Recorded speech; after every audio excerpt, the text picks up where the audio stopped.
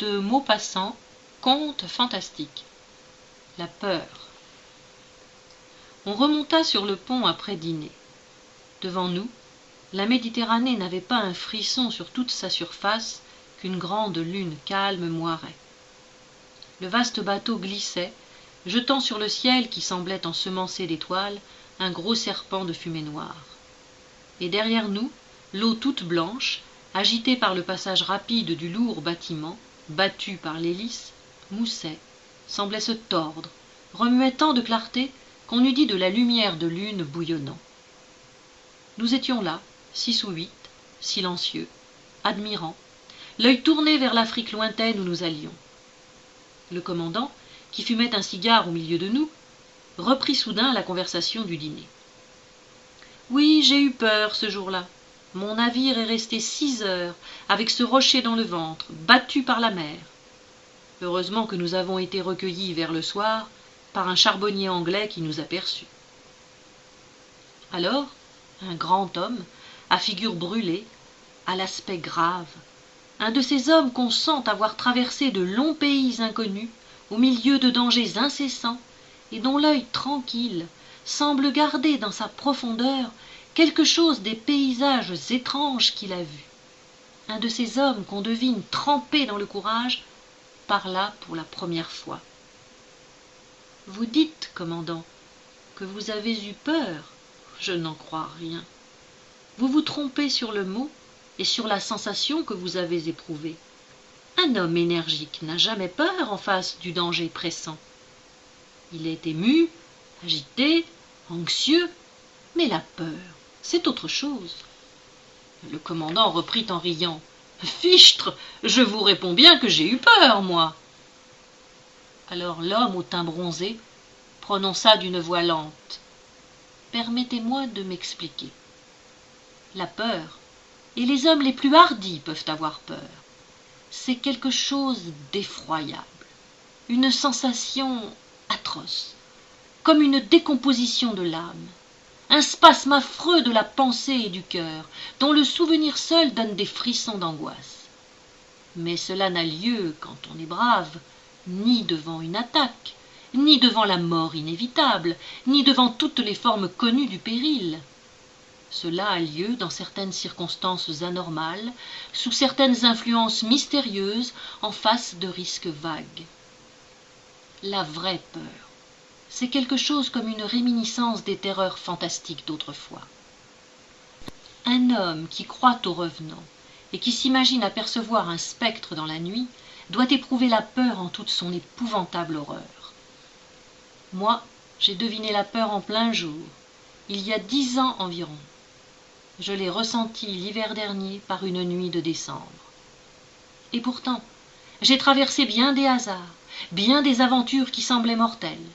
Je me suis battu souvent, j'ai été laissé pour mort par des voleurs, j'ai été condamné comme insurgé à être pendu en Amérique et jeté à la mer du pont d'un bâtiment sur les côtes de Chine.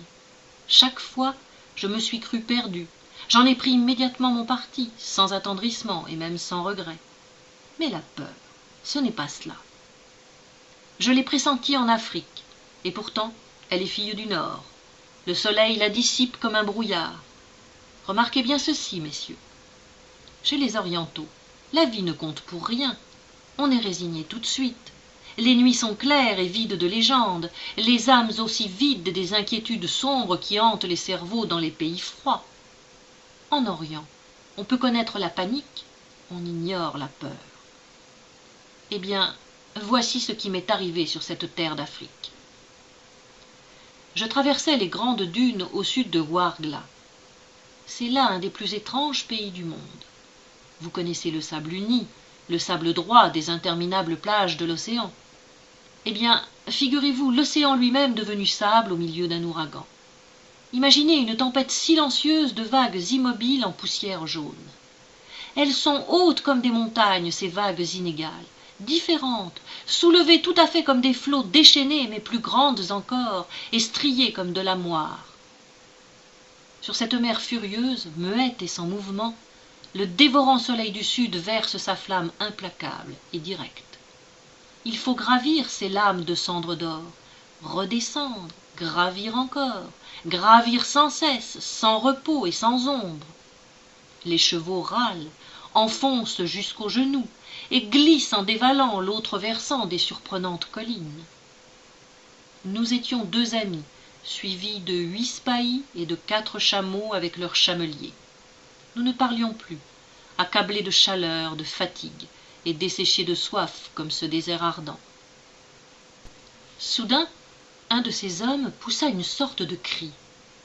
Tous s'arrêtèrent, et nous demeurâmes immobiles, surpris par un inexplicable phénomène connu des voyageurs en ces contrées perdues.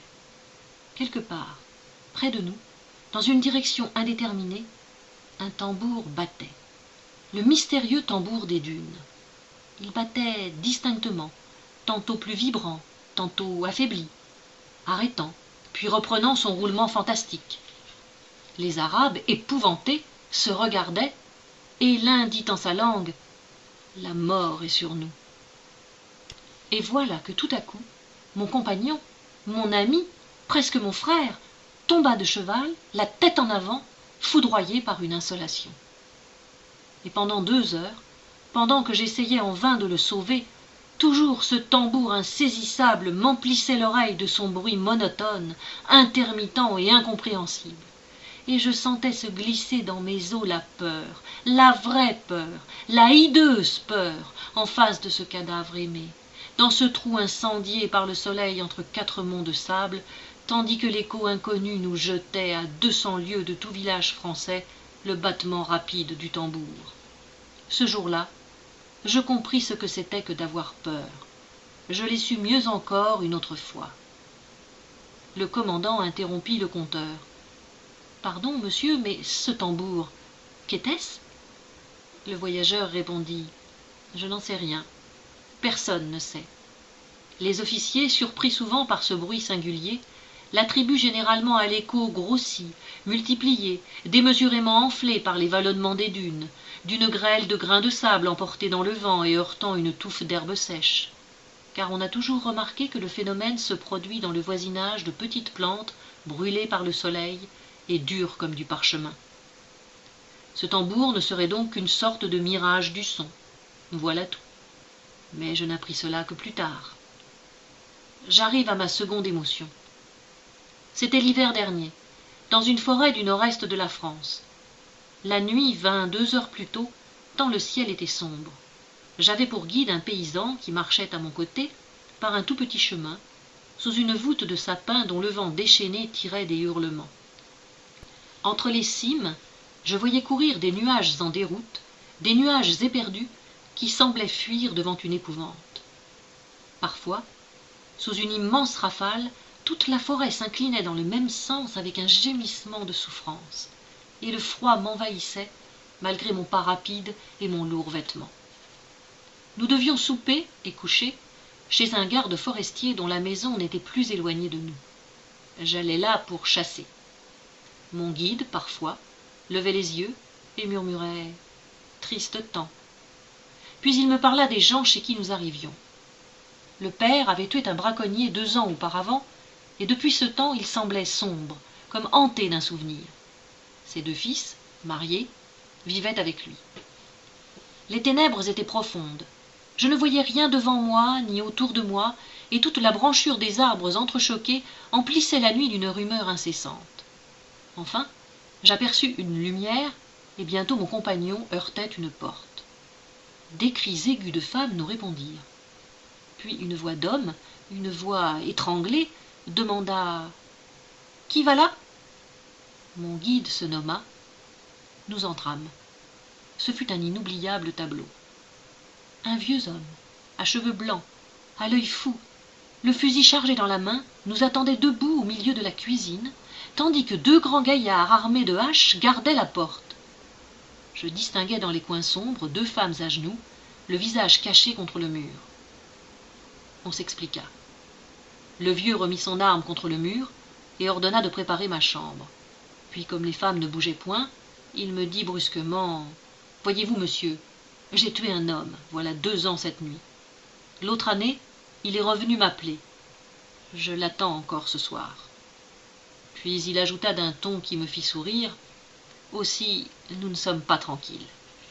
Je le rassurai comme je pus, heureux d'être venu justement ce soir-là et d'assister au spectacle de cette terreur superstitieuse. Je racontai des histoires et je parvins à calmer à peu près tout le monde. Près du foyer, un vieux chien, presque aveugle et moustachu, un de ces chiens qui ressemblent à des gens qu'on connaît, dormait, le nez dans ses pattes.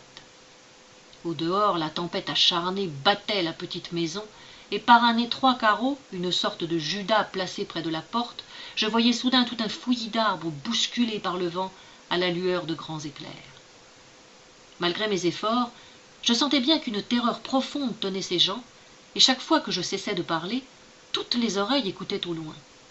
Las d'assister à ces craintes imbéciles, j'allais demander à me coucher, quand le vieux garde tout à coup fit un bond de sa chaise, saisit de nouveau son fusil, en bégayant d'une voix égarée « Le voilà, je l'entends !» Les deux femmes retombèrent à genoux dans leur coin en se cachant le visage, et les fils reprirent leurs haches. J'allais tenter encore de les apaiser, quand le chien endormi s'éveilla brusquement, et levant sa tête, tendant le cou, regardant vers le feu de son œil presque éteint, il poussa un de ces lugubres hurlements qui font tressaillir les voyageurs le soir dans la campagne. Tous les yeux se portèrent sur lui. Il restait maintenant immobile, dressé sur ses pattes comme hanté d'une vision, et il se remit à hurler vers quelque chose d'invisible, d'inconnu, d'affreux sans doute, car tout son poil se hérissait. Le garde, livide, cria « Il le sent, il était là quand je l'ai tué !» Et les femmes égarées se mirent toutes les deux à hurler avec le chien. Malgré moi, un grand frisson me courut entre les épaules. Cette vision de l'animal dans ce lieu, à cette heure, au milieu de ces gens éperdus, était effrayante à voir. Alors pendant 1 heure, le chien hurla sans bouger.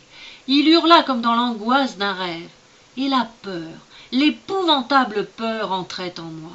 La peur de quoi? Le sais-je. C'était la peur, voilà tout. Nous restions immobiles, livides, dans l'attente d'un événement affreux, l'oreille tendue, le cœur battant, bouleversé au moindre bruit. Et le chien se mit à tourner autour de la pièce, en sentant les murs et gémissant toujours. Cette bête nous rendait fous. Alors, le paysan qui m'avait amené se jeta sur elle dans une sorte de paroxysme de terreur furieuse, et ouvrant une porte donnant sur une petite cour, jeta l'animal dehors. Il se tut aussitôt, et nous restâmes plongés dans un silence plus terrifiant encore. Et soudain, tous ensemble, nous eûmes une sorte de sursaut. Un être glissait contre le mur du dehors vers la forêt. Puis il passa contre la porte qu'il sembla tâter d'une main hésitante. Puis on n'entendit plus rien pendant 2 minutes, qui firent de nous des insensés. Puis il revint, frôlant toujours la muraille. Il gratta légèrement, comme ferait un enfant avec son ongle. Puis soudain, une tête apparut contre la vitrine du Judas. Une tête blanche, avec des yeux lumineux comme ceux des fauves. Et un son sortit de sa bouche, un son indistinct, un murmure plaintif. Alors un bruit formidable éclata dans la cuisine. Le vieux garde avait tiré.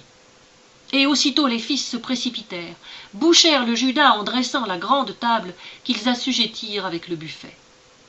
Et je vous jure qu'au fracas du coup de fusil que je n'attendais point, j'eus une telle angoisse du cœur, de l'âme et du corps, que je me sentis défaillir, prêt à mourir de peur. Nous restâmes là jusqu'à l'aurore, incapables de bouger, de dire un mot, crispés dans un affolement indicible. On osa débarricader la sortie, qu'en apercevant par la fente d'un auvent un mince rayon de jour. Au pied du mur, contre la porte, le vieux chien gisait, la gueule brisée d'une balle. Il était sorti de la cour en creusant un trou sous une palissade. L'homme, au visage brun, se tut. Puis il ajouta « Cette nuit-là, pourtant, je ne courus aucun danger, mais j'aimerais mieux recommencer toutes les heures où j'ai affronté les plus terribles périls que la seule minute du coup de fusil sur la tête barbue du Judas. »